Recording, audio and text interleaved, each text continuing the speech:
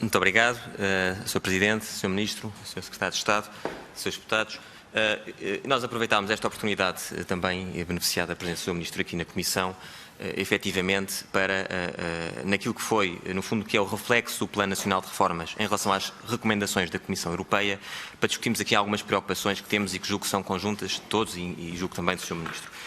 O Governo, em sede de Plano Nacional de Reformas, apresenta 3 prioridades que todos partilhamos, que são prioridades absolutamente centrais, que têm a ver com maior crescimento, maior emprego e maior igualdade. Eu julgo que dificilmente estas seriam prioridades mais consensuais e mais urgentes na economia portuguesa. E que, aliás, resultam também das recomendações em sede de semestre europeu da própria Comissão Europeia. O que é que me trazia aqui a discussão destas 3 prioridades em sede desta Comissão? Vemos com bastante preocupação o facto de, sabendo que Portugal teve uma década, que chamamos de década perdida, na gíria, mas que resultou de uma divergência após 2 décadas de convergência em matéria de crescimento, uma divergência em matéria de, no fundo, até destruição de emprego, na década que passou, e uma divergência também em termos de igualdade. Vemos com bastante preocupação que quando analisamos, no fundo, aquilo que são as perspectivas, a ambição do Governo no Plano Nacional de Reformas e também no Plano de Estabilidade, mas falamos agora do Plano Nacional de Reformas, em relação, por exemplo, a primeira prioridade, em relação ao crescimento económico, que Portugal preveja nos próximos 2 anos divergir em relação aos nossos parceiros. Isto é, a nossa base de partida é uma base de partida desfavorável. Temos um PIB per capita abaixo dos nossos parceiros. E, portanto, vemos com bastante preocupação que nós estimemos que nos próximos 4 anos tenhamos um crescimento, mas garantidamente nos próximos 2 anos, que é abaixo daquilo que é a estimativa dos nossos parceiros europeus de crescimento ao mesmo período. Mas em relação à segunda dimensão, se o crescimento nos preocupa, naturalmente que na esfera do emprego preocupa-nos mais ainda.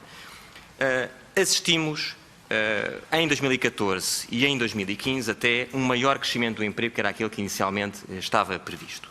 E esse significa um crescimento de emprego que rondou 1,4% em 2014.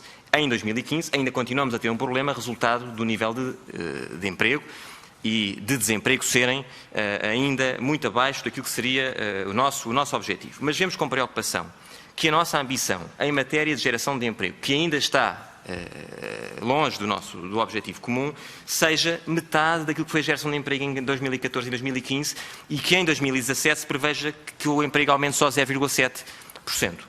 Em termos de igualdade, outra prioridade que também conjunta, sabemos que a principal razão ou motivo ou gerador de desigualdade é precisamente a taxa de desemprego. Também ao nível da taxa de desemprego, essa taxa reduziu, infelizmente reduziu mais a taxa de desemprego do que foi a geração de emprego, portanto houve uma redução da população ativa que se estima que continue a ocorrer e é um motivo também de preocupação, mas preocupa-nos mais que haja novamente um abrandamento da redução da taxa de desemprego para cerca de um nível 3 vezes inferior àquele que foi o nível nos últimos 2 anos. E, portanto, esta é uma preocupação e sabemos que nem tudo depende do Governo. É certo, nem tudo depende do Governo, mas aquilo que depende do Governo é fundamental, temos políticas certas. E quando discutimos, e temos vindo a discutir nos últimos meses, que é precisamente uma recomendação da União Europeia, que é necessário um alinhamento entre produtividade e o nível do aumento das remunerações, isso é precisamente para garantir um aumento da taxa de emprego.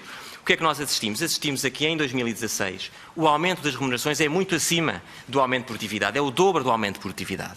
E, portanto, esta é uma política que naturalmente todos pretendemos aumentar o número de remunerações para os portugueses, mas isso só pode ser feito de uma forma sustentável quando é feito em linha com a produtividade. E, portanto, eu perguntava ao Sr. Ministro de que forma é que o Governo tenciona, no fundo, inverter esta situação, eu julgo que já estou a exceder o tempo, entre produtividade e salários e, no fundo, que estas políticas que têm sido assinaladas estão aí, digamos assim, na geração contrária. E para terminar, e com a tolerância, se possível, da Sra. Presidente, há um último aspecto que julgo que é tão preocupante como o elevado nível de dívida pública. Portugal tem uma dívida externa que é das maiores do mundo e tem uma posição líquida externa que é sensivelmente o dobro da posição italiana. Ora, é necessário, é fundamental, temos políticas concretas e tangíveis para a redução da dívida externa. Sabemos que serão necessárias políticas contínuas na próxima década para podermos trazer a dívida externa para um patamar sustentável.